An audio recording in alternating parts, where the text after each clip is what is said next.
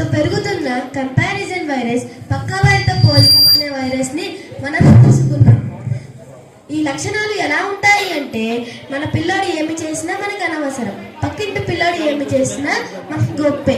పక్కింటి పిల్లోడు ఎన్నో మార్కులు వచ్చాయి కానీ మనవాడు మాత్రం తక్కువ తెచ్చుకున్నాడు. ఇలా ప్రతి దానిలో కంపారిజన్. దానిని అరికట్టేందుకు మా చిన్న ప్రయత్నం. ఒకరోజు క్లాస్ రూమ్లో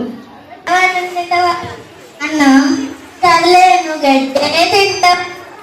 స్టూడెంట్స్, గుడ్ మార్నింగ్ మ్యామ్.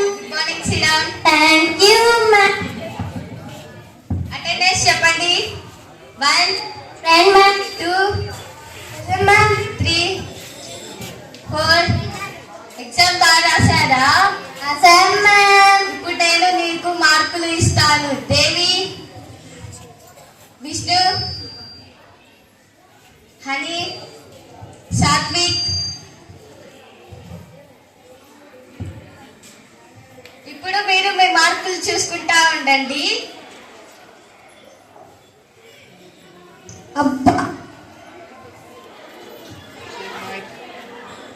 అబ్బా మనందరికి మంచి మార్కులు వచ్చాయి. అందరం జాబ్. అవును, మనమందరం బాగా చదివాం, బాగా రాసాం, మంచి మార్కులు వచ్చాయి. అందరం ఇంటికి వెళ్ళి తల్లిదండ్రులకి చూపిద్దాం. అవును, మంచిగానే వచ్చాయి. కానీ మా అమ్మ నాన్నకి మా పక్కింటి రవికి ఎంత వస్తే మాకు అందరాలు అనుకుంటారు.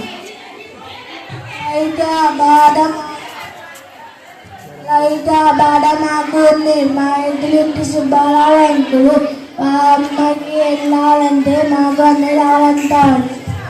ఎందుకు ఇలా కంపేర్ చేస్తారు? మన తెలివి మనది. చదివినంతసేపు ఇష్టంగానే చదువుతున్నాం, బాగానే చదువుతున్నాం. కానీ ఇంకా మార్కుల కోసం పక్క వాళ్ళతో పోల్చడం ఏం బాగోలేదు.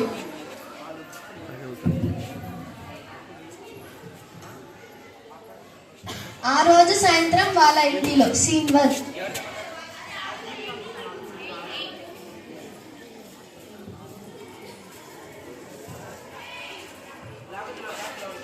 నానా ఇవాళ మార్క్స్ ఇచ్చారు. నాకు 50కి 38 వచ్చాయి. 38, 44 కూడా మార్కులేనా? అంత డబ్బులు పోస్తున్నాం. పక్కింటి రవిని చూసి సిగ్గు తెచ్చుకోండి. 48, 49, 50 ఎలా ఉన్నాయి? మీరు ఉన్నారు. చిచ్చి పండి.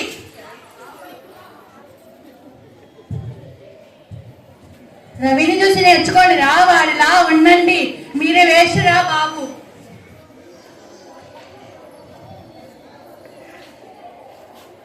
రెండవ కుటుంబం.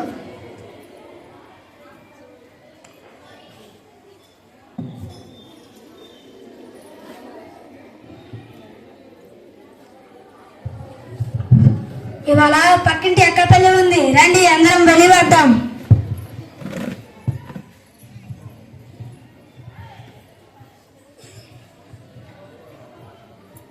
హాయ్ అంకుల్, ఎలా ఉన్నారు? అందరూ బాగున్నారా? మేమందరం బాగానే ఉన్నాం రా. మీరు ఎలా ఉన్నారు? మేము బాగానే ఉన్నాం. కానీ ఏంటి మీ వారు అంత అయ్యారు? మీ అమ్మాయి కూడా చాలా బొత్తిగా ఉంది. ఏంటి సీక్రెట్? అది ఎంత ఫిట్గా ఉన్నారు. పొద్దున్నే లేవగానే ఎక్సర్సైజ్ చేస్తారు, యోగా చేస్తారు, హెల్తీగా ఉంటుంది. అవునా, మంచిది. ఆ టిప్స్ ఏమైనా ఉంటే మా వాళ్ళకు కూడా నేర్పించండి కొంచెం. అన్నని చూసి మీరు నేర్చుకోరా? ఎంత మంచిగా ఫిట్గా ఉన్నాడు. మీరు ఉన్నారు, ఎందుకు తింటాం తప్ప. చిచి.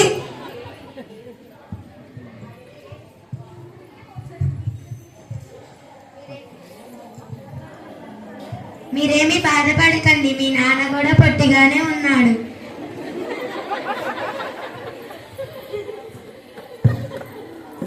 మూడవ కుటుంబం.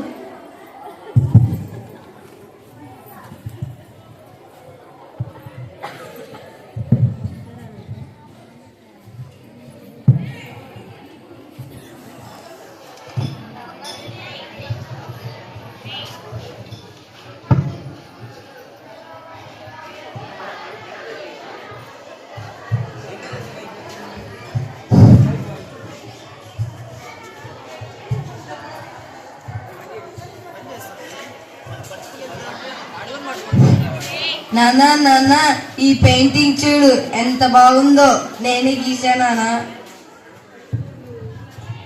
చాలా బాగా గీసావు నాన్న, చాలా బాగా. ఇట్లానే పిచ్చి పిచ్చి బొమ్మలు గీస్తూ కూర్చో, మార్కులు బాగా వస్తాయి. అమ్మా అమ్మా ఈ పాట ఒకసారి విను.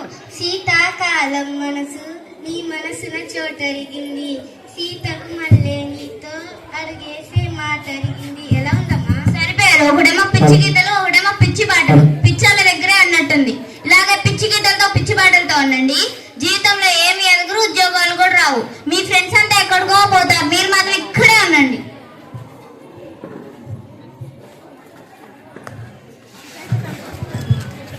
చూసారుగా, మొదటి సీన్ లో పిల్లలకు వచ్చిన మార్కులు కాదని పక్కింటి వారితో పోల్చడం, అది వాళ్లకు ఎంతో బాధని కలిగిస్తుంది. ఒకవేళ ఫెయిల్ అయితే మందలించి దగ్గర కూర్చోబెట్టుకొని చెప్పాలే గాని పక్కింటి వారితో పోల్చకూడదు. ఎవరి మీద శక్తి వాళ్ళది.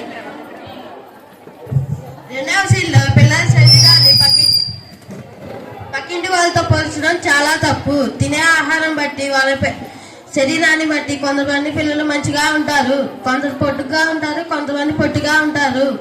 కానీ మన పిల్లల్ని ఎటువారి ముందు కించపరుస్తాం. మూడవ సీన్ లో పిల్లలకు విద్యా పరీక్షలే ముఖ్యం కాదు, వాళ్ళలో ఉన్న ప్రతిభను బయటకు తీయండి. ఒకరికి ఆటల్లో నైపుణ్యం, కొంతమందికి రాయటంలో నైపుణ్యం. ఎవరికి నచ్చింది మెచ్చింది వాళ్ళకి ఎంకరేజ్మెంట్ ఇవ్వాలే కానీ అన్ని సార్లు మార్కులతో ముడి పెట్టకూడదు.